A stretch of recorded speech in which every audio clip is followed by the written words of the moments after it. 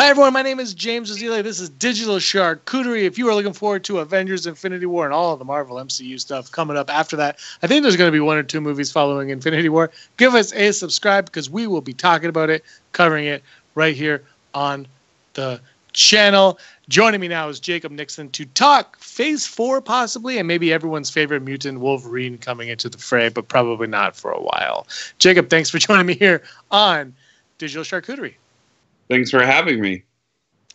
Now you're maybe Fantastic Four potentially. Phase Fantastic Four. They are coming back to the comics. It's looking like the Disney Fox deal is going to come in the spring or summer 2019. That's what they're all estimating now. And we've heard a lot of rumblings. Kevin Feige said I think it was a couple months ago or a few weeks ago, time doesn't even exist to me anymore. He said something along the lines of, if that deal happens, we'd have to think about it. But he really seemed like it would happen. Like he was very positive about it. And the Russo brothers just spoke a little while ago, I think, to Entertainment Weekly or Empire Magazine, one of those magazines. They were talking about how, when that merger happens, there's a way for XMen to appear into the Marvel Cinematic Universe. You read that interview, I believe? Yes. So with reading this article, it sounds like it seems Dark Phoenix, which is their current movie that they have on deck. It seems as if Dark Phoenix is going to be their last project at Fox, and then after Dark Phoenix, they're going to be pushing. Will be their last project, and then scrapping everything else that they had planned. And then after that, everything is going to be moving back over to the Disney franchise. So it sounds like that's the direction that Fox is going to be going. Everything's going to be pushing back over to Disney. And then from there, Phase 4 will be getting set up. And it sounds like which is the direction Kevin Feige would like to go. From there, it sounds like there's more toys in the sandbox for Marvel, more things to play with, more items for Marvel to play with, especially with Infinity War coming up. We don't know what's going to happen. We don't know which characters are going to be leaving us. So I think there's definitely some stuff that they can do which could be fun. So they're all leaving. Every single character is dying. I'm joking. Well, maybe potentially. I haven't heard one rumor. There's no rumors on the internet about anybody. No one is dying. I think for sure 2 are going, for sure. And the rest are all going to just walk off into the sunset and play poker. Here's the thing. Here's the thing. Dark Phoenix, everything that has been heard about Dark Phoenix is that this is going to be a good movie. People, from what we've heard, it's positive. The feedback has been positive on this film. Now, they're going through reshoots, and it pushed it back from November to February, but they're saying, first of all, the February date Fox really likes because of Deadpool's success and because of Black Panther's success. The other thing is, with all the A-list stars in this movie, you got your Jennifer Lawrence, your Fassbenders, McAvoys, their schedules were not available until I believe it was August, and they felt the 2 months between August and November wasn't enough time to get the film put together. So it wasn't like the New Mutants debacle. I don't know what the hell's going on over there. It wasn't like that. This was something like, well, we want to fix it, we want to tighten it up, but we need this and this, and we can't do that until the summertime. So we have to push it back to February. So let's say Dark Phoenix is a tremendously phenomenal film. It is the best X-Men film in a long, well, I guess, it was better than Apocalypse. Let's say it's better than Apocalypse for sure. Better than Days of Future Past, better than First Class. We're going all the way to the X2 days. Like, this is the quintessential X-Men film. What is Marvel's game plan from there? I think that regardless, I think that Marvel's only plan is a reboot. I really don't see anything happening from here. I've seen a lot of different directions for what Marvel can do once they take property of these characters. Okay, so once you see all of these characters come back in, you look at what they currently have in-house, and like I said, some of these characters leaving. The one direction you could see potentially them going is you could see Scarlet Witch taking hold of some of these characters and doing a crossover with the X-Men franchise and doing like a House of M type type of crossover where, she doesn't have Quicksilver, but it might be kind of messy to do something like that. I'm not sure exactly how that can be done, but I really think that currently with Fassbender, with all of these characters that are here with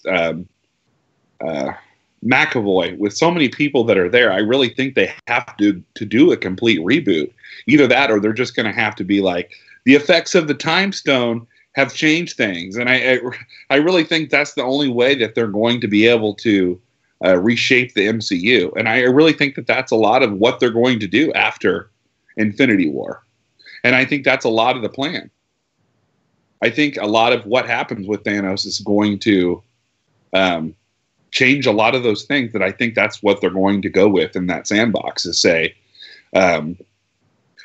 all of the changing. Strange talked about it, and Doctor Strange saying, they talked about everything that you do. There's going to be repercussions of those. So I think that's the only way they can go, in saying what happens in Infinity War is going to cause those changes to the X-Men. I don't know any other way you can do that if you're going to not do a reboot. Yeah, that's true. The Russo brothers had an idea of a way to get X-Men into the MCU, how to fit them in there, and they brought up the words secret and wars. Well, I love the idea of doing the Secret Wars, okay? But me personally, I don't see how this current generation of X-Men fit in with that concept of the Secret Wars. Just the way that they work, the way that this current cast is, I don't see these guys fitting in. That's just me personally. I don't see how they work. There's been too many shifts. There's too many change in the last 6 to 8 years of characters going from place to place. I think that they have to do a reboot. I mean, I loved First Class. I think First Class was an excellent X-Men film. I think they were going in the right direction. I just felt like after First Class, they started going further and further away from what they needed to do, especially not only with casting, but with storytelling. I don't know what your feelings were, but I just felt like they were going in a place that they couldn't recover from. And I feel like if the Russo brothers take control of that, it's going too much in the opposite direction of what the MCU is doing. Yeah, I think the reboot is the right way to go. I mean, the new cast is intriguing, but I think it is all but over for them. I think Dark Phoenix, if it is good, look, it's a nice send-off for them, but they need to fit the characters into the MCU, and also they're going to need contracts. You're not going to want to bring X-Men in without Magneto, without Wolverine, without Mystique. You want these characters in, and you're not going to get Fassbender. I think Fassbender's probably like, I'm done with this. McAvoy, or Patrick Stewart. Like, Patrick Stewart it's going to be tough to get Professor X. Maybe you can still bring in Patrick Stewart, but like Hugh Jackman, his send off, Logan was such a perfect send off. You don't want him to come back, because if he comes back, then that movie is lessened. So you got to recast these guys anyway, either for contracts or because their stories are over.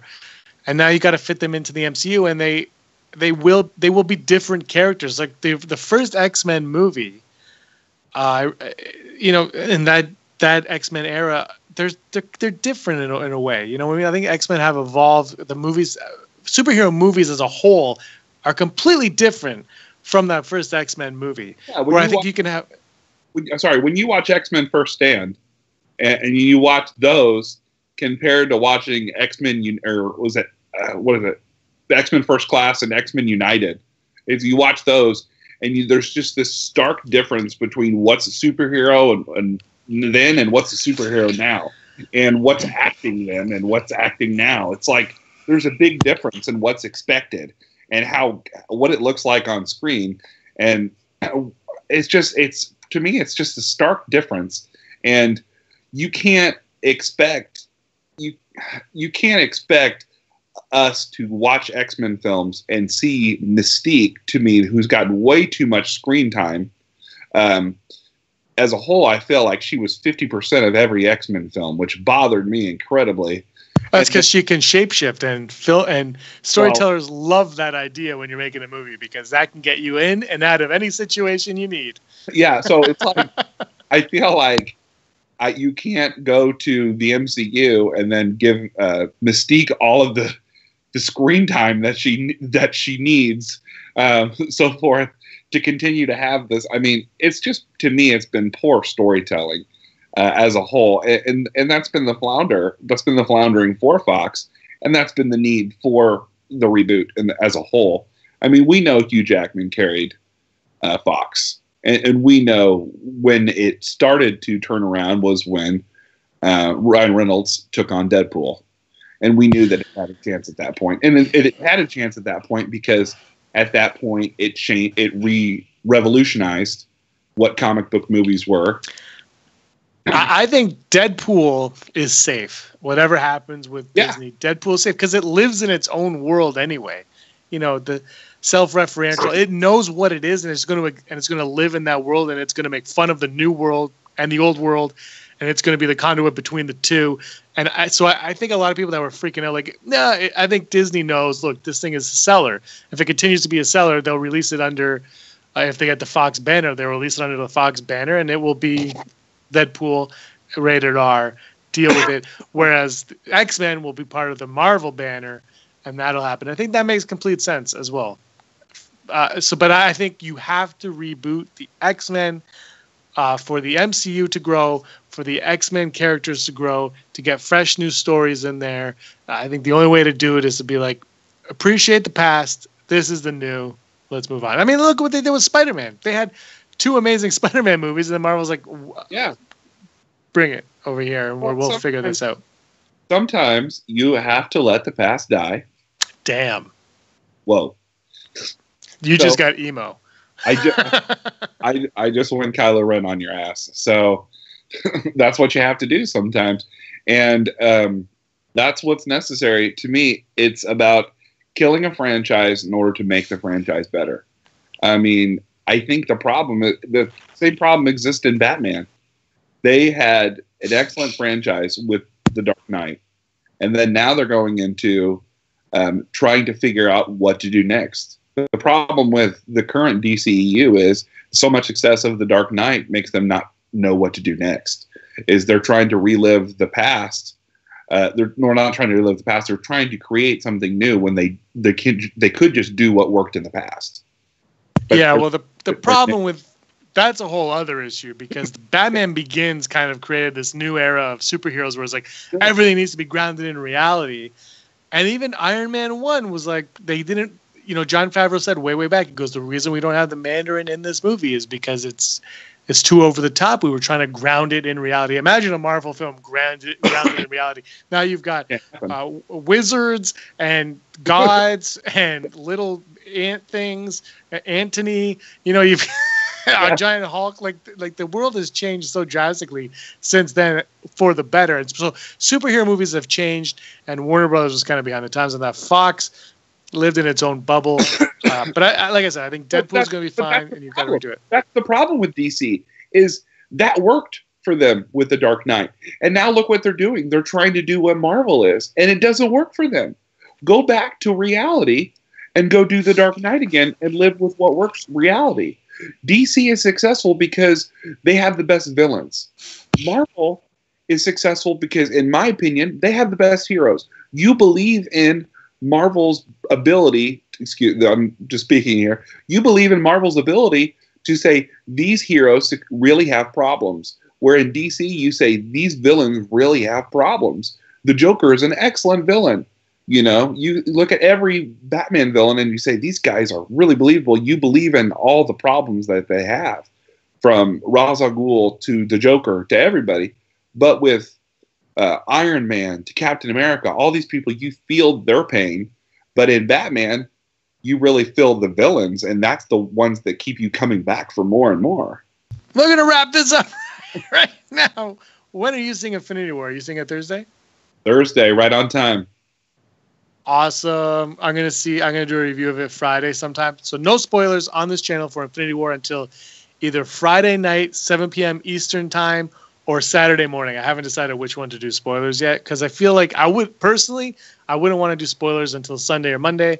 But the way YouTube works, they want me to do it right away. Not the people on YouTube, but YouTube itself. That's the kind of stuff that you want to get out right away. So I don't want to spoil the movie. It will be labeled spoilers and everything, and I will give lots of warning at the beginning of every video that I do.